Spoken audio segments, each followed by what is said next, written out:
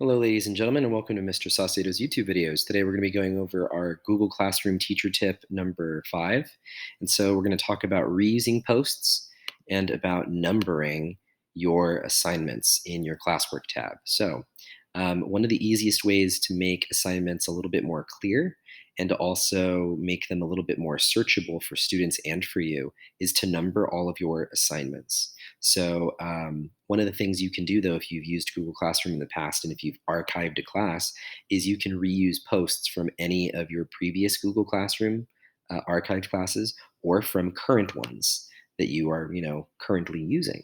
So let's do another Ed puzzle here, and we'll click on reuse, and so it'll make a new copy of that.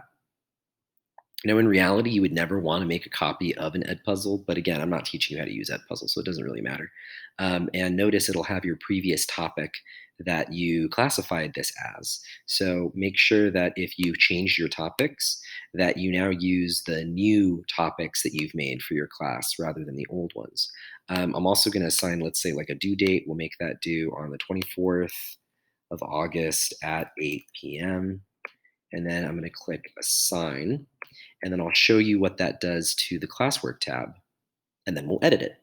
So notice that earlier assignments appear at the bottom, so that's why that's number 1, number 2, and then to make this a little bit easier to follow, you can just change this to number 3, and now you have a more organized looking classwork tab because now you have earlier assignments that were done first at the bottom and the later ones as you go up.